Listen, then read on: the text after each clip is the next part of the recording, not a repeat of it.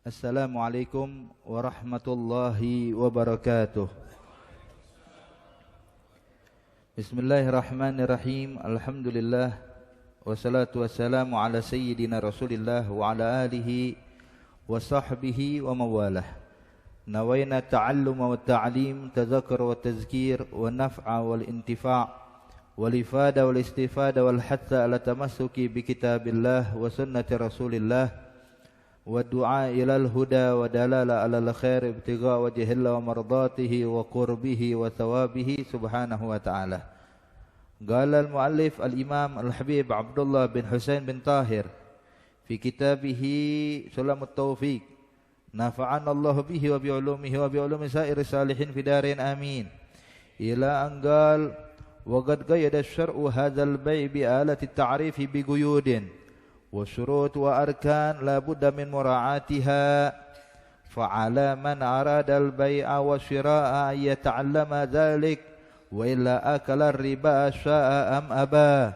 وقد قال رسول الله صلى الله عليه وسلم التاجر الصدوق يحشر يوم القيامة مع الصديقين والشهداء، وما ذاك إلا لأجل ما يلقاه من مجاهدة نفسه وهواه، وقهرها على إجراء العقود على ما أمر الله، وإلا فلا يخفى ما توعد الله من تعدى الحدود. ثم إن بقية العقود من الإجارة والقراض والرهن والوكالة والوديعة والعارية والشركة والمساقة وغيرها كذلك لا بد من مراعاة شروطها وأركانها.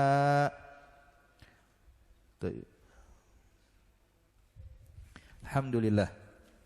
Di sini dijelaskan oleh Al-Imam Al-Habib Abdullah bin Husain bin Tahir pada kitabnya Sulam Taufik sampai pada pembahasan masalah muamalah, masalah jual beli. Sebagaimana kita ketahui, perkara jual beli ini juga perkara yang tidak lepas dari kehidupan kita sehari-hari. Sebagaimana ibadah juga ada jual beli atau muamalah. Nah, Allah Subhanahu wa ta'ala memerintahkan kita untuk bermuamalah kepada sesama manusia juga sesuai dengan hukum-hukum Allah, dengan ketentuan yang diberikan oleh Allah kepada kita semuanya. Tidak boleh kita melakukan muamalah kepada sesama manusia tidak sesuai dengan hukum Allah, tidak sesuai dengan aturan Allah.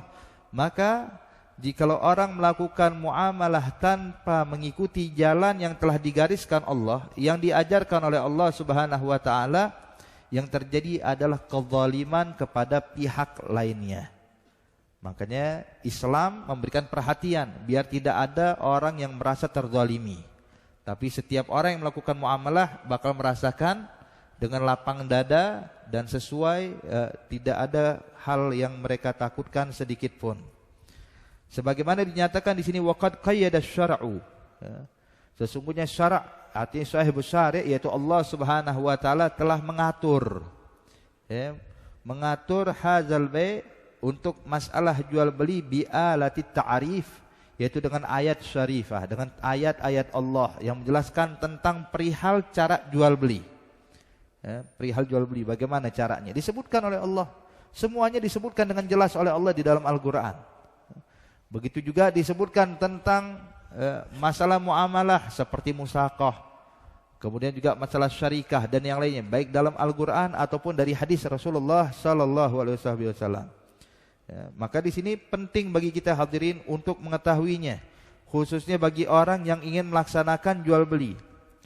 Sebagaimana kita ketahui, jual beli itu adalah aqdun mufawadah maliyah, yang mana dia adalah suatu akad. Jual beli itu harus ada akadnya. Kalau nggak ada akadnya bukan jual beli namanya. Ini akad jual beli secara syariat ya. Yang pertama harus ada akad. Mufawadah, tukar menukar. Yang pembeli ngasih uang, yang penjual ngasih barang. Jadi tukeran, mufawadah. Maliyah, yang berkaitan dengan harta. Berkaitan dengan harta. Kalau berkaitan tidak dengan harta, maka tidak sah. Bukan dinamakan jual beli. Seperti orang kalau seandainya jual beda dengan akdun nikah. Akdun nikah ya, itu tidak dinamakan maliyah, tidak dinamakan harta. Ya. Tapi sesuatu, jadi di sini yang bisa dijadikan untuk dijual beli harus sesuatu yang berkenaan dengan harta, maliyah. Ya. Kemudian hadirin, jual beli itu ada rukun dan syarat-syaratnya yang harus kita pahami terlebih dahulu. Ya. Rukunnya jual beli ada 3. Al-aqidan wal ma'qud alaih wasyghah. 3, yaitu aqidan, kemudian ma'qud alaih dan syighah. Al-aqidan yang dimaksud adalah tajir wa mustari, penjual dan pembeli. Harus ada penjual, harus ada juga pembeli. Ya. Yang kedua, ma'qud alaih as-saman wal musman, ada barang dan ada uang, harganya. Ya, as-saman itu harganya, uangnya, al-musman barangnya. Apa yang dia mau beli? Ya. Kemudian yang berikutnya asyighah, ijab qabul. Harus ada ijab qabul. Ya. Ini biar kita paham, ini adalah jual beli yang diajarkan dalam syariat. Ya. Taib. Disebutkan pula, perlu kita pahami, syaratnya aqidan, syaratnya penjual dan pembeli itu harus orang yang ahliyatut tasarruf. Dia dinyatakan sah menurut syariat untuk tasarruf. Apa itu tasarruf? Bisa memutarkan hartanya. Dia mau sedekah dibolehkan, dia mau jual beli silahkan. Artinya syariat tidak melarangnya. Sebab ada orang-orang yang dilarang syariat untuk muamalah. Ya, jual belinya nggak sah, ada. Seperti orang gila. Ya, orang gila syariat tidak membenarkan tuh muamalahnya, jual belinya. Datang orang gila mau jual rumah. Ya, ini aneh jual rumah aneh. Ya, kira-kira sah nggak dijual? Ya nggak sah. Apalagi kalau bukan rumahnya, ya. Rumah orang lain, orang gila nggak ngerti dia. Ya. Tapi artinya orang gila dia bukan ahli tasarruf atau anak kecil. Ya. Anak kecil baru umur 4 tahun 5 tahun datang kita, ya, Beb, ana mau jual rumah tuh, rumah bapak saya ane jual. Masya Allah, aja nggak sah. Ya. Jual belinya anak kecil tidak sah. Ya. Jadi yang pertama harus ahli tasarruf. Kemudian saudara sekalian yang kedua, dia pemiliknya. Bukan milik orang lain dijual, kecuali kalau seandainya dia diberi izin untuk menjualnya. Jadi diberi izin. Kalau seandainya dia tidak memiliki izin untuk menjual barang tersebut, tidak sah. Ini kadang-kadang perlu diperhatikan. Ya. Ada namanya dalam istilah fikih itu bai'u fuduli. Bai'ul fuduli, saudara sekalian, adalah menjual barang yang bukan miliknya. Contoh, ketika dia di pasar, kita berkunjung ke toko teman kita yang ada di pasar. Sampai di pasar, Suf, ane mau mampir ke tokonya, dia bilang ahlan wa sahlan. Ketika kita datang ke tokonya dia, ngobrol, tiba-tiba dia bilang, Beb, mohon izin, kenapa? Ane mau ke kamar mandi dulu, mau sholat dulu, mau apa segala macam. Tolong jagain toko saya ya. Dia bilang baik. Jalan dia. Kita sekarang duduk di tokonya dia. Datang pembeli. Ketika datang pembeli pengen beli barang, kalau kita jual barang yang ada di situ, ya udah ini harga sekian, walaupun menguntungkan si penjual, menguntungkan teman kita, tapi tetap tidak sah jual beli kita. Kenapa? Sebab kita tidak memiliki izin untuk menjual barangnya dia. Kita cuman diminta sama dia untuk jagain tokonya. Beda kalau dia bilang, Beb, jagain toko saya, nanti kalau ada yang beli antum atur deh, antum jual. Artinya dia memberikan saya hak untuk menjual barangnya. Maka sah jual belinya. Tapi kalau sekarang dia cuma tolong Beb jagain toko saya ada urusan di luar sebentar, mau makan dulu, mau ini dulu, segala macam. Terus datang pembeli, kita nggak boleh menjual barangnya. Dong Sof, ane mau beli barang, bilang tunggu, saya bukan penjualnya lagi di kamar mandi. Sebentar lagi mau datang. Begitu, bukan kita jual. Ya, kita jual aja, mau nggak apa-apa, mau biar teman ane senang, biar laku semuanya. Oh ini harga sekian, seakan-akan kita pemilik tokonya. Hadza haram dan tidak sah jual belinya. Jual belinya dinyatakan tidak sah sebab dinamakan hadza bai'un fuduli. Ya, bai' fudul. Taib.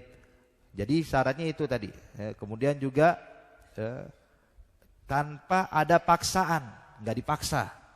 Ya. So, ente kalau nggak jual anda bunuh. Oh, ada jual belinya nggak sah. Ya. Jadi dia ikhtiar, dia memang sengaja untuk menjual ini barang karena memang pilihan dia. Tidak karena paksaan, dan bukan karena takut akan sesuatu. Dijual, haza boleh. Tapi kalau dipaksa haza nggak boleh. Tidak sah jual belinya. Taib. Kemudian yang berikutnya, barang yang dijual, itu pun juga ada syarat-syaratnya. Syaratnya barang yang dijual ayyakuna tahiran aw yumkin tathiruhu bil ghusli. Syaratnya barang yang dijual itu harus barang yang suci, nggak boleh barang najis dijual. Barang najis tidak sah dijual.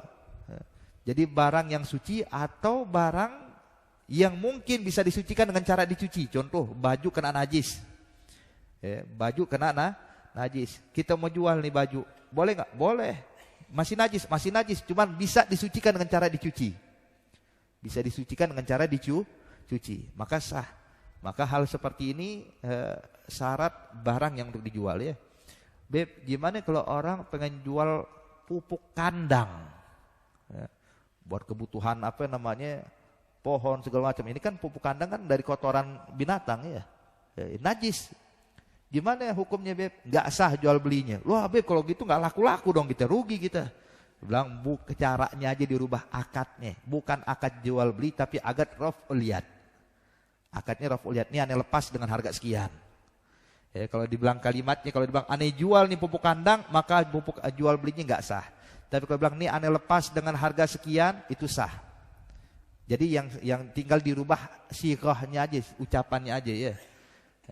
Ini kadang kebalik, barang yang suci, yang mestinya akadnya jual beli, malah jualnya lepas tangan. Ini aneh lepas nih rumah harga sekian. Rumah yang terlepas kenapa? Rumah yang najis, apa gimana? Ini motor Beb aneh lepas dengan harga sekian juta, ada nggak sah? Ini harus dengan akad jual beli, sighah, ijab kabul, akdul bai'. Ini aneh jual motor ini dengan harga sekian, aneh jual rumah ini dengan harga sekian. Tapi kalau pupuk kandang, aneh lepas pupuk kandang ini dengan harga sekian. Atau ada orang kesibukannya berburu, dia pengen beli anjing untuk digunakan berburu, sebagai alat berburu. Maka caranya pun juga sama, bukan dengan akad jual beli, tapi dengan akad lepas tangan. Aneh lepas nih anjing dengan harga sekian. Jelas ya. Jadi hendaknya ayyakuna tahiran ayyumkin tathiru bil ghusl. Yang kedua adalah sesuatu barang yang mampu diserahkan kepada pembeli. Qadiran ala tasallumihi, artinya bisa diserahkan. Kalau dia menjual barang yang dia sendiri nggak pegang. Ada orang pengen beli burung dara sama saya punya peternakan burung dara. Ini burung dara yang lepas aja terbang sono. Itu mau beli burung dara, ya udah tuh yang lagi terbang tuh ane jual tuh. Ada nggak sah? Gimana nangkepnya? Iya kan? Jadi hendaknya barang yang dijual itu adalah suatu barang yang mampu diserahkan kepada pembeli. Itu. Jadi kalau menjual barang yang dia nggak miliki, yang nggak ditangkap, walaupun milik dia, cuman dia nggak mampu untuk menyerahkan pada pembeli, ini nggak sah. Ini tidak sah. Tayyib. Yang berikutnya saudara sekalian, ayyakuna nafi'an, bermanfaat. Nggak boleh jual barang yang nggak ada manfaatnya. Benda yang nggak ada manfaatnya dijual, nggak sah. Aneh jual ini tutup bukhur buat ente, tutupnya doang. Buat apa tutupnya doang? Ada manfaat nggak? Nggak ada manfaatnya. Kalau wadahnya masih mungkin ya, wadah bukhur masih bisa naruh barang, tapi tutupnya buat apa? Oke, ini aneh jual tutup bukhur, aja nggak sah. Kenapa? Sebab nggak ada manfaat, tidak ada manfaatnya. Hakadha. Taib. Kemudian juga saudara sekalian, hendaknya penjual dan pembeli tahu barangnya yang dijual, dan juga tahu sifatnya, tahu bentuknya, tahu jumlahnya. Kalau seandainya si penjual dan pembeli nggak tahu barangnya tersebut, maka tidak sah. Pokoknya ini aneh jual buah-buahan yang ada di karung ini, aneh jual buat ente. Buah apa? Oh, campuran di sini. Ada durian, ada anggur. Pokoknya aneh jual semuanya nih kepada ente. Ada nggak sah? Sebab kita nggak tahu apa aja di dalam karung tersebut. Jadi harus tahu. Hendaknya si penjual dan pembeli tahu barang yang mau dibeli, sifatnya seperti apa. Kemudian juga apa namanya, jenisnya, jumlahnya, wahakadha. Jadi kalau seandainya dia jual cuman dia punya wadah ember diisi sama dia gandum atau beras. Bilang, "Beb, ane mau beli beras ente itu sebagian." Ya udah ane jual sebagian dengan harga sekian. Tapi sebagian berapa banyak? Seperempat, sekilo, setengah kilo, 10 kilo, ya. Karena nggak disebutkan jumlahnya, maka ini juga nggak sah. Ya. Jadi harus jelas dalam akad jual beli itu ente mau beli berapa banyak. Mau setengah kilo, 10 kilo, disebutkan. Ini baru sah. Tapi kalau bang ane mau beli sebagian itu, ya ini nggak sah. Ya. Tidak sah. Taib. Hakada. Nah, tapi saudara sekalian, yang berikutnya kan adalah ijab qabul. Ini kadang-kadang kita kalau dagang jual beli nggak pakai ijab qabul nih, main ambil barang aja ya. Nih, ambil barang terus kasih duitnya. Ini nggak sah, ya. Tidak sah saudara sekalian menurut syariat. Cuman Allahumma syariat ini ngasih keringanan buat kita. Ada namanya bai'ul mu'athah. Bai'ul mu'athah adalah barang yang biasa kita beli sehari-hari, kebutuhan kita sehari-hari. Maka barang yang kita beli untuk kebutuhan kita sehari-hari yang biasa kita beli itu nggak perlu pakai ijab qabul pun boleh menurut pandangan sebagian ulama. Ya, menurut sebagian ulama walaupun tanpa ijab qabul boleh, sebab itu barang yang memang yang remeh yang biasa kita beli sehari-hari, seperti dia beli makanan, beli minuman, beli beras, beli apa segala macam. Itu kan yang biasa dibeli sehari-hari, maka itu dinamakan oleh ulama al-mu'athah. Ya. Maka atas pendapat sebagian ulama bai'ul mu'athah la yahtaj ila syighah, enggak butuh dengan ijab qabul. Nah, makanya itu. Tapi kalau seandainya barang yang tidak kita beli sehari-hari, ya, yang jarang-jarang kita beli karena kebutuhan tertentu saja, itu harus pakai ijab qabul. Motor, contohnya ente beli sehari-hari, beli motor apa kagak? Enggak. Maka harus pakai ijab qabul. Ane jual ini motor dengan harga sekian, ane beli. Begitu. Jangan deh nih, lu motor berapa ya Beb harganya? Ini 10 juta. Yaudah nih Beb 10 juta ane bawa motornya. Ini enggak sah. Kenapa? Sebab dia bukan bai'ul mu'athah. Dia adalah harus dengan ijab benar-benar. Ya. Kemudian juga pokoknya barang-barang apapun yang memang bukan kita beli sehari-hari itu harus dengan ijab qabul. Ya. Itu harus dengan ijab dan qabul. Kata Beb kalau gitu gawat, banyak nih urusan enggak sah jual beli kita. Ya, cuman Allahumma terakhir innama bai'un antaradin. Itu intinya tuh, kuncinya itu. Untung ada ini nih. Dalam hadis Rasulullah innama bai'u antaradin, sesungguhnya jual beli itu yang penting sama-sama ridho deh. Sama-sama rela, cincai aja udah. Nah, baru sah nih. Ya, berkat hadis ini udah Beb, ane ridho, penjual ridho, pembeli juga ridho, ya udah sah. Ya, tapi intinya kalau kita ingin menjalankan syariat, ya ini yang diajarkan dalam Islam. Jual belilah sesuai ajaran Islam, sesuai yang diajarkan Nabi Muhammad sallallahu alaihi wasallam. Taib. Maka hendaknya bagi orang yang ingin melaksanakan jual beli, dia harus memperhatikan, khususnya bagi orang yang pengen masuk ke bisnis perdagangan. Dia pengen buka usaha, dagang, jual beli. Maka dia mesti belajar dulu cara dagang yang benar seperti apa. Ajaran Islam tuh mengajarkan rukun-rukunnya, syaratnya, kewajibannya, apa yang harus dilakukan ketika berjual beli, bagaimana bermuamalah dengan si pembeli, bagaimana kita muamalah dengan penjual yang kita beli barangnya. Terus kita harus pelajari itu semuanya. Harus diperhatikan, jangan asal aja.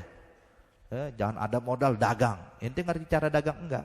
Sebab yang dikhawatirkan, kata Imam Habib Abdullah bin Husain bin Tahir bilang, fa'ala man aradal bai' wasyira, maka barang siapa orang yang ingin melaksanakan menjual barang atau membeli barang atau jual beli, ayyata'allama, hendaknya dia mempelajari terlebih dahulu, ya, wa illa, kalau tidak dia langsung terjun jual beli tanpa belajar dulu, akala riba sa'am aba, maka dia pasti bakal memakan riba, suka atau tidak suka, mau atau tidak mau. Ya, gawat. Hati-hati saudara sekalian. Ini orang yang makan riba adalah orang yang bakal diperangi Allah Subhanahu wa taala. Ya, orang yang diperangi oleh Allah ada dua, ya, yaitu pemakan riba, yang kedua pengganggu kaum salihin. Dua kelompok ini adalah orang yang diperangi oleh Allah. Ya. Itu Nabi bilang, ya, inna adna riba. Riba kan haram ya. Haram dengan nas Quran. Innallaha halal bai' wa harrama riba. Allah menghalalkan jual beli dan mengharamkan riba. Taib. Riba jangan kita remehkan saudara sekalian. Nabi bilang inna adna riba. Riba yang paling ringan dosanya, dosa riba yang paling ringan seperti seseorang memperkosa ibunya sendiri. Dosa riba paling kecil tuh, paling minimal. Ya, jadi riba itu ada 70 tingkat. Yang paling ringan dosanya seperti orang menzinai ibunya sendiri. Nauzubillah min dzalik. Gede banget dosanya. Kata Nabi itu dosa paling kecil buat riba. Makanya pantas diperangin sama Allah. Lalu bagaimana dosa yang paling besar? Dosa yang paling besarnya riba wa a'laha adalah merusak dan mengganggu harga diri seorang muslim. Artinya ente nyakitin hati orang muslim, menyebutkan keburukan satu orang muslim, menghina satu orang muslim, itu dosanya 70 kali lebih dahsyat daripada menzinai ibunya sendiri. Nauzubillah min dzalik. Makanya kalau sekarang orang takutnya kepada menzinai ibunya, tapi ngomongin orang gampang aja, padahal itu lebih dahsyat dibandingkan orang memperkosa ibunya sendiri. Nauzubillah, tsumma nauzubillah. Hadar riba. Jadi jangan sekali-kali meremehkan riba. Enggak apa-apa beb, yang penting cuma 1% doang. Cuma 5%, cuma sekian persen, sedikit doang kok kita makan ribanya. Ini enggak boleh, haram. Tidak boleh kita makan riba. Apalagi kalau riba tersebut dijadikan sebagai makanan pokok buat keluarganya. Na'udzubillah. Anaknya dikasih makan, nih makan. Makan apa? Duit riba. Maka barang siapa yang memberikan makanan untuk anaknya dan istrinya dari duit riba, maka ini orang bagaikan mempersiapkan anak dan istrinya sebagai bahan bakarnya api neraka Allah.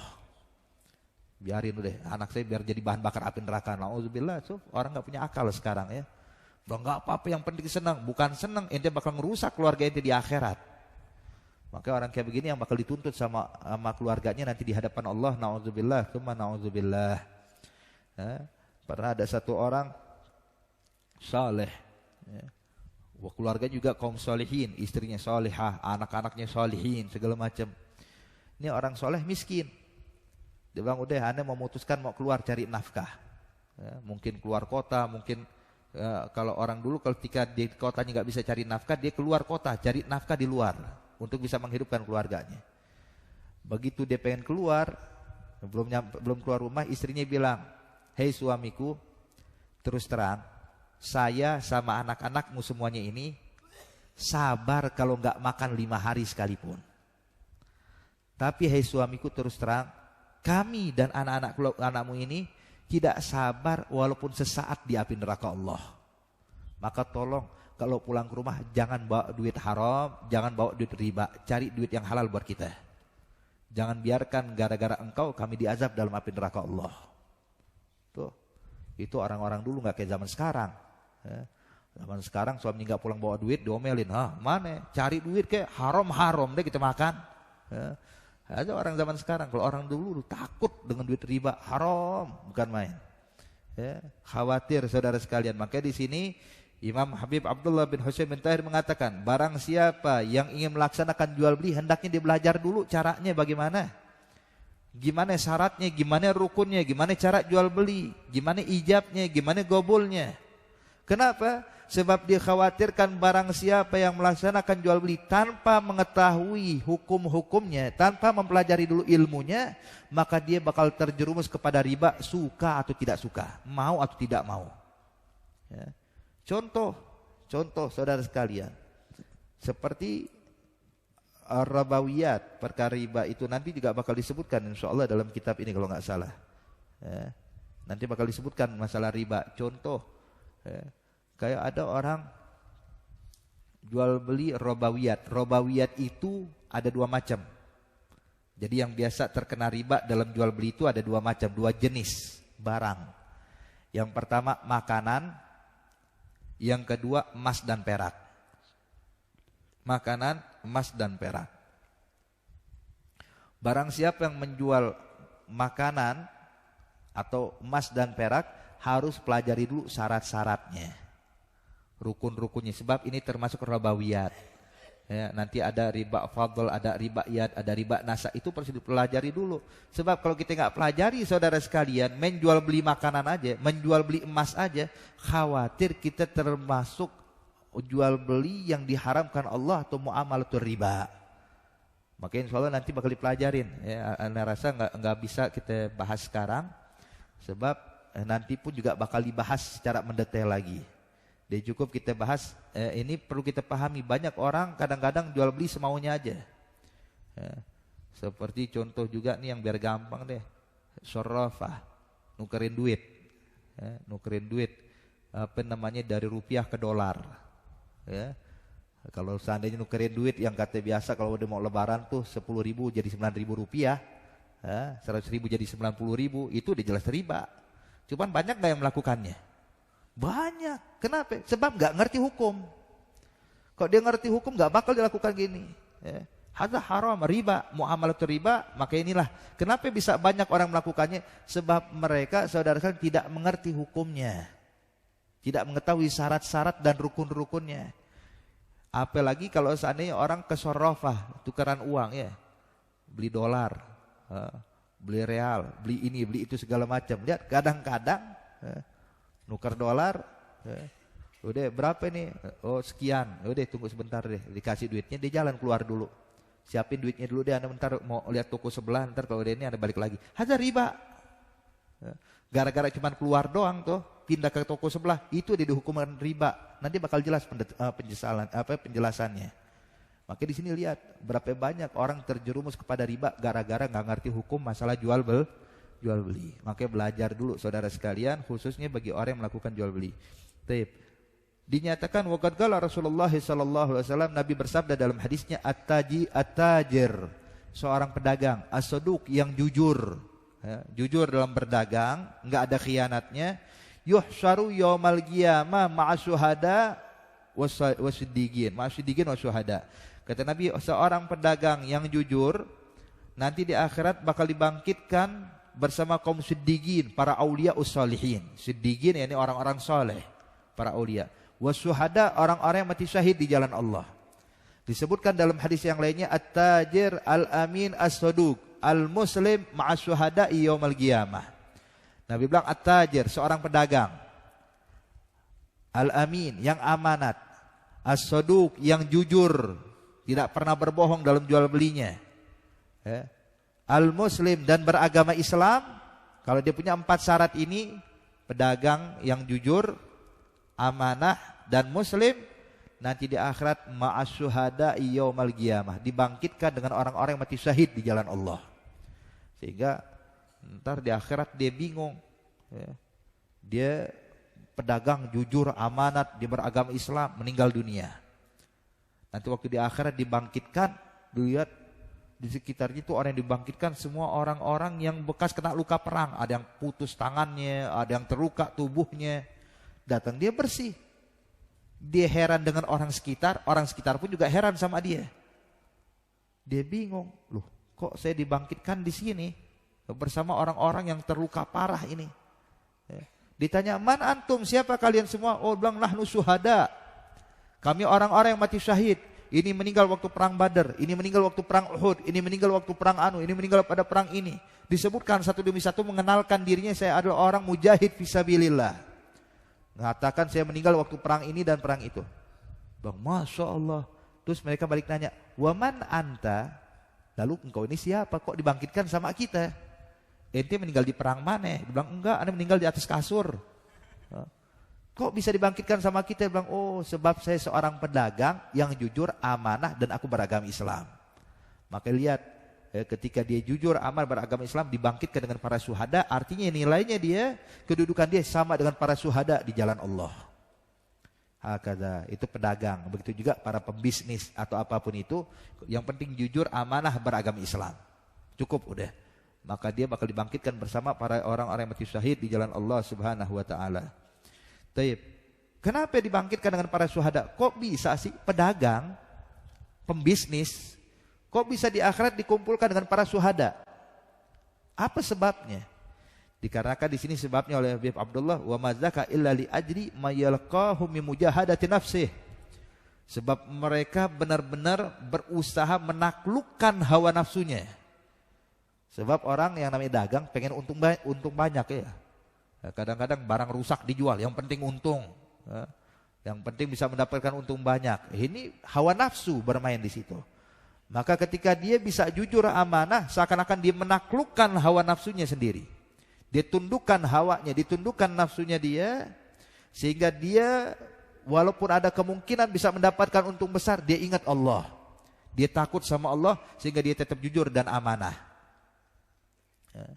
Sebagaimana dahulu ada Al-Imam Junaid Sayyidut Ta'ifah.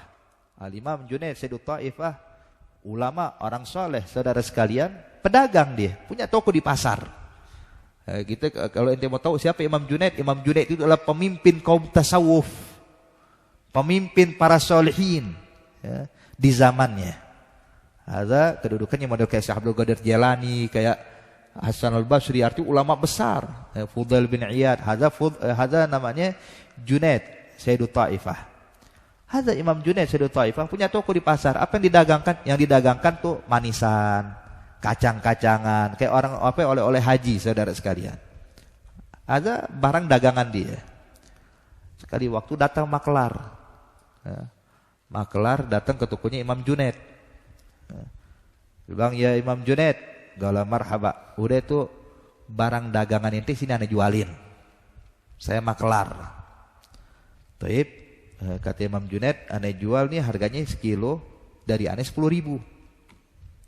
Kata maklar, kok murah banget Imam Junaid? Ini sekarang harga di pasaran lagi 30.000 nih. Ente jual kane 30.000, jadi ane bisa pasarin lebih. Bilang, wah ini gak berani. Kenapa gak berani? Harga barang lagi naik semuanya. Itu kacang-kacang lagi naik, lagi jarang, jadi orang naikin harga sampai 30.000 rupiah. Kok ente jual cuma 10.000? Anggapannya begitu saudara sekalian ya. Kata Imam Junaid, tapi memang betul harga barang memang naik, tapi ini modalnya modal yang lama, bukan modal yang baru. Kalau modal yang baru iya ane naikin harga 30.000, tapi ini barang lama, modalnya yang lama, masa ane jual dengan harga tinggi, berarti ane nipu pembeli dong. Bilang, kalau ente nggak ngasih 30.000, ane nggak mau bawain barang ente. Bilang, kalau ente nggak mau bawa 10.000, ane nggak mau ngasih ke ente. Maka berpisah, ini maklar nggak jualin barang Imam Junaid. Imam Junaid pun nggak memberikan kepada itu maklar. Lihat sifat jujur kedua orang ini. Imam Junaidnya jujur, maklarnya juga jujur. Coba kalau maklar zaman sekarang, wah kebetulan untung banyak nih, modal 10.000 ane bisa jual 50.000, 40.000 ane jual. Lihat, itu maklar zaman sekarang. Tapi lihat maklar zaman Imam Junaid. Bilang, kalau ente nggak mau jual 30.000, ane nggak berani ambil. Lihat, artinya sebenarnya dia bisa ngambil keuntungan banyak ya. Dan juga lihat jujurnya Imam Junaid. Dia bilang, ane ini modal barang yang lama, bukan barang yang baru. Kalau barang yang baru iya naikin harga, tapi ini modal barang lama, kata Imam Junaid. Kira-kira ada nggak pedagang kayak begitu zaman sekarang? Ya Allah. Makanya di situ lihat hadirin, sifat jujur, amanah dan beragama Islam itu yang harus ada sama kita, khususnya bagi para pedagang dan pembisnis. Taib. Kemudian wa illa fala yukhfa ma ta'adallahu min ta'dil hudud. Kalau seandainya dia berdagang tidak menjalankan sebagaimana yang diajarkan Allah, maka dia akan termasuk orang yang mendapatkan ancaman dari Allah Subhanahu wa taala, yaitu hukuman yang berat, apalagi pemakan riba. Tsumma inna bagiyatul uqud minal ijarah. Kemudian juga akad-akad yang lain seperti ijarah. Ijarah itu sewa menyewa. Ya, wal qirad. Qirad itu hutang, artinya memberikan modal untuk orang biar didagangkan. Ya. Datang satu orang, Beb, ane ini punya keahlian dagang, cuman ane nggak punya modal. Gimana kalau kita kerjasama? Ya. Ane kasih ane modal, ane dagang, ntar keuntungan kita bagi dua. Ada girat namanya. Ya, girat. Ya, artinya memberikan modal biar mendapatkan keuntungan antara penjual dengan si pemberi modal. Taib. Kemudian rahan, pergadaian. Ini juga banyak orang yang tidak peduli dengan syarat gadai tapi nggak sesuai Islam. Gadai mesti nolong, bukan nyekik orang ya. Bukan tambah susah orang yang menggadaikan barang. Tapi sekarang lihat ya. Karena nggak ngerti hukum, akhirnya beginilah keadaan amburadul ya. Akhirnya setiap orang bakal terzolimi dengan muamalah yang dilakukan sama dia. Kemudian juga wakalah, perwakilan. Kalau wakalah ini beda dengan ngasih modal. Dia bilang ente pokoknya udah barangin dagangkan barang dagangan aneh.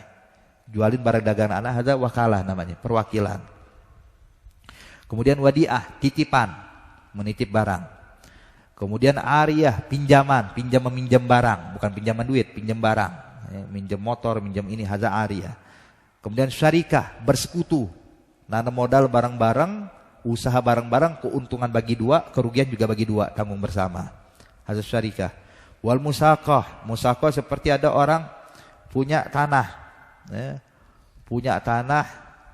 kemudian dia bilang, aneh nggak punya pohon, datang petani, aneh punya pohon, punya benih, cuman nggak punya ladang, nggak punya tanah. Udah kita kerja bareng. Saya tanahnya, ente benihnya, ente yang urus ente yang siramin, ente yang rawat. Nanti kalau panen bagi dua, hadza musaqah. Ada juga aturan mainnya. Wa ghairiha, dan banyak lagi daripada akad-akad yang harus diperhatikan dan muamalah. Wa kadzalika la budda min mura'ati syurutiha wa arkaniha. Apalagi, dan itu semua harus diperhatikan rukun dan syarat-syaratnya. Taib, wa aqdun nikah yahtaj ila mazid ihtiyat. Begitu juga aqdun nikah. Akad nikah ini kan akad juga, ada ijab qabul, itu pun juga harus lebih diperhatikan lagi, lebih dibandingkan jual beli. Sebab urusannya gawat. Akad nikah bukan asal saya kawinkan, saya terima. Ini kadang-kadang orang, saudara sekalian, kita dapatkan yang semestinya bukan walinya jadi wali. Jadi wali nikah. Beb, ini paman saya. Kadang cuma gitu, ini paman saya. Ternyata paman dari ibunya, kakak ibunya, bukan wali. Memang statusnya paman, cuman dia bukan wali. Berapa banyak yang melakukan akad nikah kayak begini. Mungkin kalau di Jakarta, di daerah-daerah kayak gini aman, Pak. Aman. Banyak ulama, tapi yang di pelosok, yang di daerah, karena mereka nggak ngerti, akhirnya ini paman saya, ini fulan bin fulan keluarga saya, sepupu saya, akhirnya jadi wali nikah. Padahal bapaknya masih ada, paman dari saudara bapaknya masih ada, akhirnya akad nikahnya batal, nggak sah. Tapi gimana? Udah menikah, udah punya anak, udah punya macam-macam ya. Hadahu. Wa tasabbut hazra mimma yataratab ala faqdi dzalik. Maka hendaknya lebih berhati-hati lagi khususnya dalam masalah pernikahan. Wallahu taala alam. Insyaallah di pelajaran yang akan datang ya, masuk ke pembahasan tentang masalah riba. Ya, masuk pembahasan tentang masalah riba, dan kalau bakal dijelaskan nih secara detail satu demi satu yang tadi kita sebutkan. Insyaallah wallahu taala alam. Dan juga guru kita Al-Habib Alwi bin Abdurrahman Al-Habsyi kirim salam sama antum. Beliau nggak bisa hadir saat ini sebab lagi ada urusan. Ya, kita doakan insyaallah beliau selalu diberi kesehatan oleh Allah Subhanahu wa taala dan dimudahkan segala macam urusannya, dan kita pun bisa kembali menimba ilmu dari beliau dan mendapatkan pelajaran-pelajaran yang mendekatkan diri kita kepada Allah Subhanahu wa taala.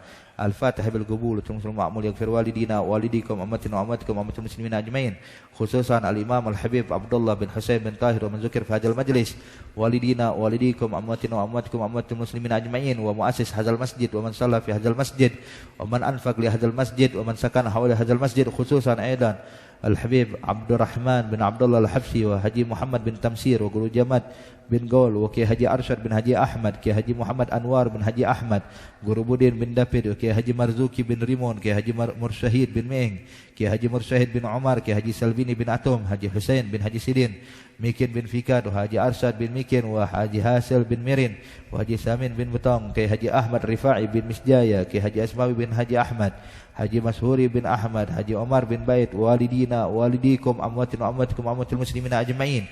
Anallahu ta'ala yaghfir lahum yarhamhum tagashahum rahmah, yu'idu alaihim barakatihim asrarihim anwarihim ulumihim nafahatihim fid din wa din wal akhirah. Ala hadhihi niyya wa kulli niyatin salihah wa ila hadratin Nabi Muhammadin sallallahu alaihi wa alihi wasallam. Al-Fatihah. Bismillahirrahmanirrahim. Bismillahirrahmanirrahim. Alhamdulillahirabbil alamin.